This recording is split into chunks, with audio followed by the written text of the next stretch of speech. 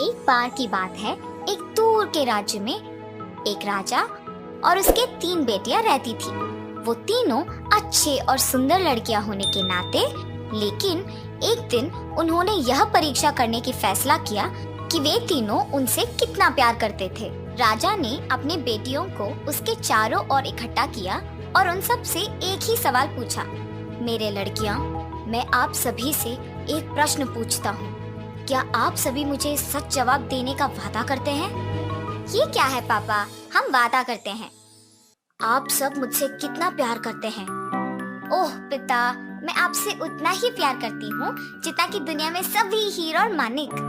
यह एक उत्कृष्ट उत्तर है मेरी लड़की। प्रिय पिता, मैं आपसे उतना ही प्यार करती हूँ जितना कि दुनिया में सभी सोना और चांदी। अद्भुत बेटा। राजा बहुत प्रसन्न लग रहा था और फिर सबसे छोटी बेटी की बारी थी। मेरे पिता और राजा, मैं आपसे उतना ही प्यार करती हूँ जितना कि दुनिया में सभी नमक। राजा उसके उत्तर से बहुत आश्चर्यचकित हुआ और थोड़ा भौंका। क्या कहा तुमने? मुझे लगता है कि मैंने तुमको ठीक से नहीं सुना। मैंने कहा कि मैं आपसे उतना ही प्यार करती हूँ जितना कि नमक से। तुम्हारी इतनी हिम्मत कैसी हुई ये कहने का? तुम्हारी बहनें मुझे हीरे और सोने से भी ज्यादा प्यार करते हैं और तुम मुझे नमक जितना प्यार करते हो। इस राज्य को अभी छोड़ के जाओ और कभी वापस मत आना। छोटी राजकुमारी बहुत दूर भाग गई और जंगल में छिप गई, लेकिन वह जल्द ही बहुत थक गई। वह एक जगह पर बैठ गई और रोना शुरू कर दिया। जब एक राजकुमार जो वहाँ से गुजर रहा था ने उसे सुना।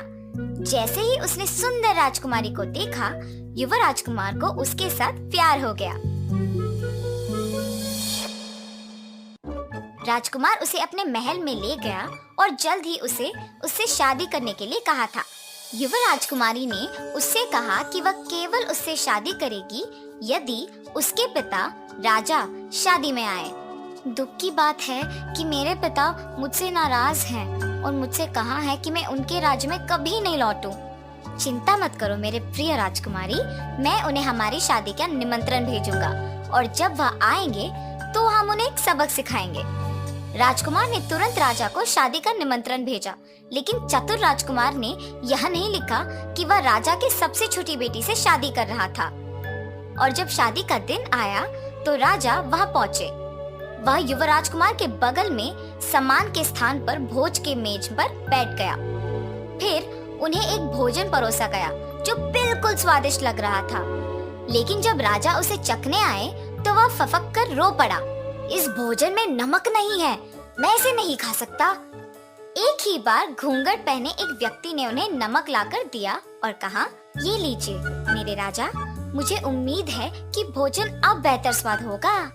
राजा ने तुरंत उसकी आवाज पहचान ली और राजा ने अपनी सबसे छोटी बेटी को देखा। वह एक बार में समझ गए कि राजकुमार और राजकुमारी उसे क्या सिखाना चाहते थे। उसने जो किया उससे शर्मिंदा होकर राजा ने अपनी बेटी से माफी मांगी।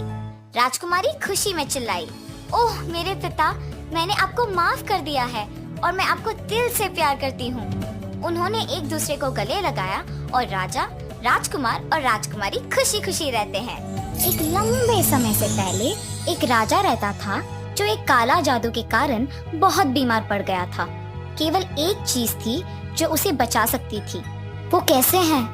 ये एक बहुत प्रभावशाली जादू है और इस जादू के लिए केवल एक दवा है। हमें खरगोश के बूर से मिट्टी चाहिए। बूर कम से कम 10 साल पुराना होना चाहिए और हमें 3 दिनों के भीतर मिट्टी की जरूरत है। राजकुमार ने बहुत ढूंढा, लेकिन एक भी खरगोश नहीं दिखाई दी थी। अचानक एक दिन एक खरगोश ने उनका रास्ता काटा। राजकुमार ने अपने घोड़े को छलांग लगा दिया और वह खरगोश के पीछे भाग गए और जल्द ही एक गुफा में प्रवेश किया जहाँ एक दुष्ट राक्षस रहता था।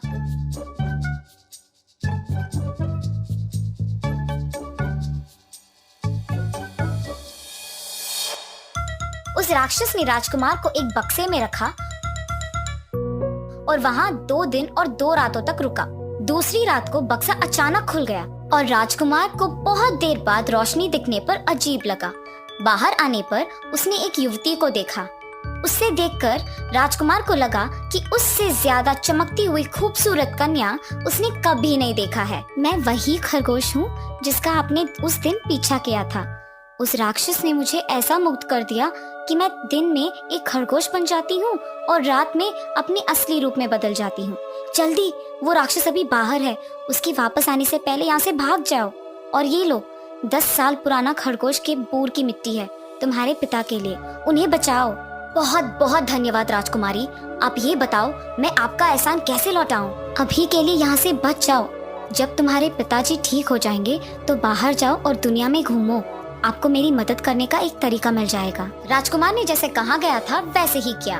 उन्होंने महल में जाकर अपने पिताजी की जान बचाई और फिर दुनिया की सैर की, लेकिन एक साधारण युवा के रूप में, बल्कि एक राजकुमार की तरह नहीं।